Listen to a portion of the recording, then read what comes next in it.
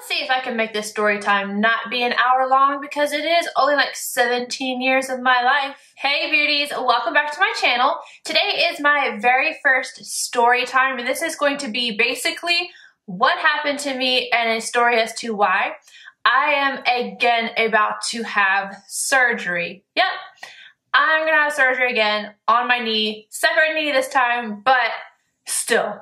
We're going through this again, and it's not even a year later. If you are familiar with my channel and you've been with me from the beginning, a little less than a year ago, I had surgery on my left knee, and that was from a motorcycle accident. Yeah, this is a whole different story, so grab a seat if you want to hear it. Okay, so let's think I'm about to turn 30.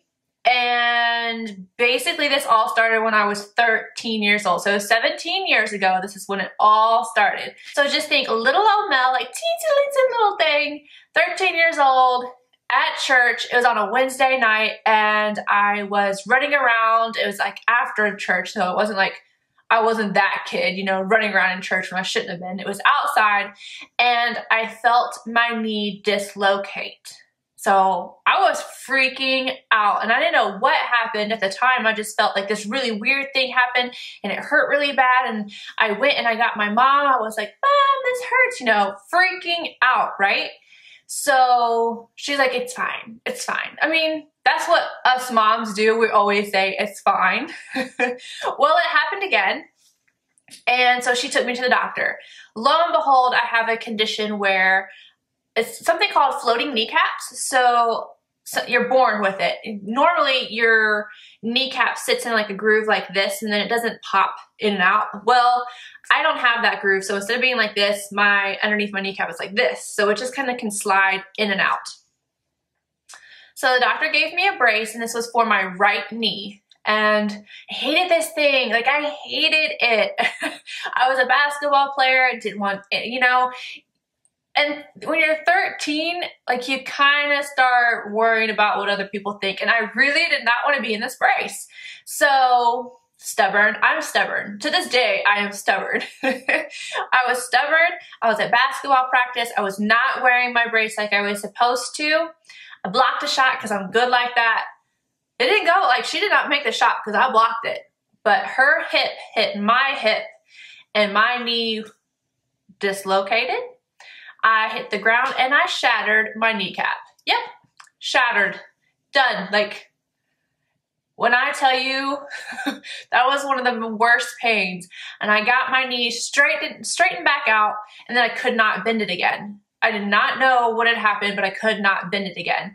So my teammate's mom took me home because that's how it always was. My mom had 5 kids, so there was a lot of us and we got our help where we could. So my friend, my teammate, mom took me home and I remember like really trying hard to get in the house and I'm knocking on the door. It's like 9 o'clock or something. It was a late basketball practice. And I was like, Mom, I can't bend my knee. She was like, it's okay. It'll be fine in the morning. So I get in bed. Then I get on the bus in the morning, like peg legging it, taking my sweet time because it hurt. And I mean, it hurt. So now you try and get me to get on a bus after I've broken my kneecap. No, ma'am, it's not going to happen. Like you won't know. So I don't even know how I did that, but I get to school and my coach sees my knee is like huge. And she calls my mom. My mom was like, why didn't you tell me it was this bad? I was like, I don't know. I thought I did. But you know, it's just what we moms do. It's just like, oh, it's fine. Rub a little dirt in it until you really know it's not fine. It's fine.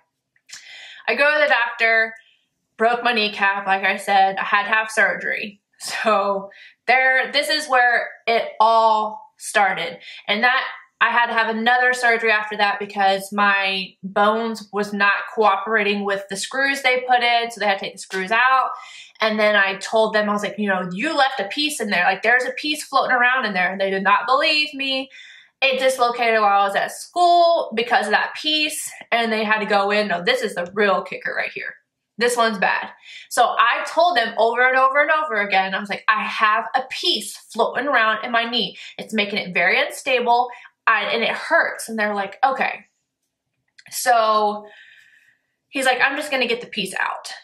I don't remember if they did an x-ray or what they did, but they knew that I had the piece in there, but they put me under local anesthetic. My mom was with me, and they opened up my knee in the office. I kid you not, they opened up my knee in the office, and I had a large piece in there, and they kept having to numb me because I was like, it hurts, it hurts, it hurts, and they were like, you shouldn't be feeling it. I'm like, well, I feel it. So my poor mom, like, she had rings on her hand, and I was squeezing her hand so hard and crying that she had bruises on her hand. So that's another story that idiots, you know, oh, if I knew that the piece was this big, I would have, you know, put you under. So I knew I had this issue with my right knee. So surgery. I couldn't get away from it. It seemed like I was always having surgery, kind of like I am now, but you know, I was 13, 14, and 15. Well, this is kind of a funny story. Funny now, it really sucked at the time though. So I was going like literally like a 90-degree angle. So you're going down a hall, and then you have to turn to go to the bathroom. I was trying to go to the bathroom, and you better believe I broke my kneecap. I'm not kidding. My left knee dislocated, hit the ground, and it was done. I already knew what I had done because I had done it to the other one. That one had never dislocated before. I'd never had any issues with it. I didn't know I had the problem in that knee. First time, broke my kneecap. So yeah, that was real fun. And I remember going to the doctor, to the emergency room, because I was on a weekend, and they're like, oh honey, you just sprang it, you should go home and walk on it. And my mom was in the medical field at this point. Prior, she wasn't. She was at this point. She was like, no, her knee is not sprained, she broke it. And I was like, I know I broke it, I can't bend it again. And they sent me home. I went to my doctor, got an MRI, it was broken. Don't trust all doctors, just don't do it. So lo and behold, I had surgery again and again. And then there was one time where I had surgery on both of my knees at the same time. So that one was real interesting, being in bed with like, you can't, like, you have to use the bathroom. You guys know. I was young, and I remember my schoolmates would bring me the tiles from the ceiling. They were doing a project where you got to paint the ceiling tiles in art class, and I was so upset that I was going to miss it, and they brought it to me, and I was sitting there painting them while I had like both of my leg braces. So that was cool. Now moving on, I don't remember how many I had at that point, but I went a good amount of time without having any problems. They tightened the tendons, they loosened the tendons, they did everything they could to kind of keep my knees more stable. And it got to the point that it was stable. Like I car hopped at Sonic for years, and I was a skater. I was like the little skater car hop. It was cool, you know? So I was pretty good for a while. And then the day that it pretty much changed the entire rest of my life. A guy came up behind me, knocked me in the back of the knees. You know, like you come up behind somebody, you knock them, and like they buckle, and oh, it's so hilarious. Not funny. It's not funny at all. So they did that. My knee dislocated. It had not done that in so long. Of course, I mean, it was basically forced out. I had to have surgery. I had surgery in another state. I'm in Tennessee now. I was in South Carolina when it happened, and I had surgery. I was 18. I lived in South Carolina by myself, so I had no idea. And the surgeon I went to overcorrected it. This is my luck. Like, if it can happen, it will happen. And he overcorrected it to the point that I remember waking up and thinking, you know, every time I've ever had surgery, my toes would be sticking straight up. My leg would be straight in a brace, and my toes would be sticking straight up. My toes, like, if these were my feet, one was to the side. And I was like, that's really odd. But I just kind of blew it off. And then I had my first doctor's visit. And I remember, this is back, me and Becca met when I was 18. And this happened shortly after. She was so there for me this entire time. And she almost passed out going to the doctor with me. It was so sad, but I'm so grateful. She's holding my hand. I'm looking at this, like, my knee's not right. My knee's not straight. She's about to pass out. I don't know how she didn't pass out, but she almost passed out looking at all this. And my doctor's like, it's fine. It's gonna be fine. You see, like, it's just gonna straighten right back up. You don't have to worry about it. I just had this gut feeling, and I'm very firm in listening to your gut now, but at the time I was like, I'm 18. I have no idea what I'm talking about. That I'm just being paranoid. No. So time progressed. My knee would not bend. I've been through several PT sessions trying to get knees back in order after all the surgeries I've had previously. This one wasn't working. They put stimulants, like those electrodes, on my muscle. My muscle would not fire. My knee would not bend, my muscle would not fire, and I could not walk. For a year, I walked to the side. So instead of having both of my legs straight, I had one turned. So my foot was out like this. And that is what caused all the damage now. Taking it back just a second, when my knee wouldn't bend and when my muscle would not fire. When I say fire, I mean it wasn't, you could not get it to, I don't know how to say it. You could not trigger the muscle. It would not stimulate. It just would not work. My doctor was like, oh, well, just gonna put you under and manipulate it, which manipulate means to force it to bend. So glad that I listened to my gut with that one, because I was like, oh, hell no. I called my mom. She was in Tennessee, and she was like, I've got a doctor out here. I went out there, and that's the whole reason why I'm in Tennessee now, is because I needed to get my knee fixed. So basically my doctor gave it to me straight. He's like, if we do not get your knee bending, if we do not get your leg out of this motion here, he's like, you will have a stent in your leg and you'll never be able to bend it again. I was like, oh my God, if you want to freak me out, just give it to me straight. And he gave it to me straight.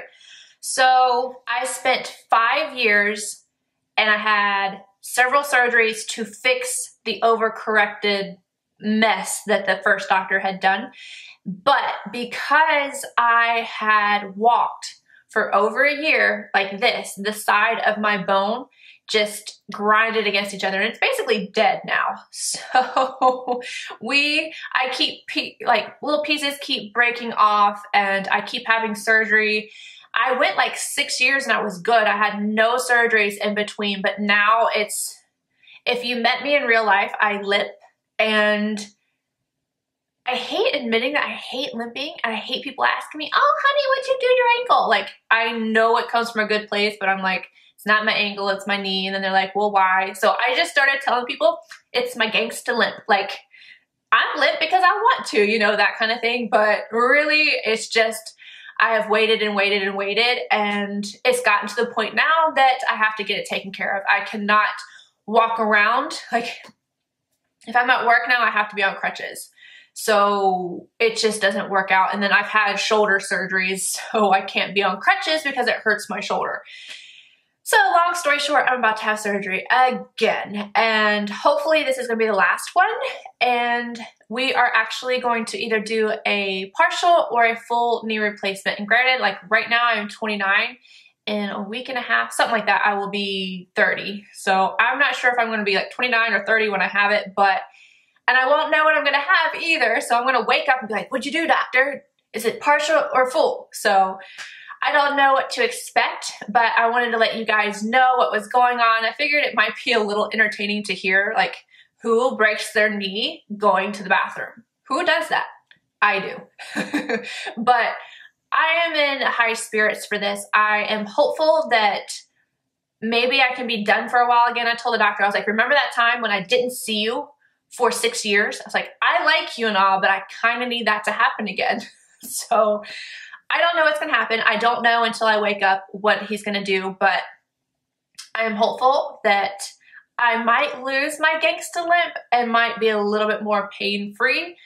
So fingers crossed. But if I, for some reason, don't have any videos out, it's just because I didn't film enough. I'm trying. I'm filming like several a day, but I don't know how many I need because I don't know how long I'll be out. But that's what's going on. That's the whole backstory. I mean, I shortened 17 years and I have had 12 knee surgeries as of right now.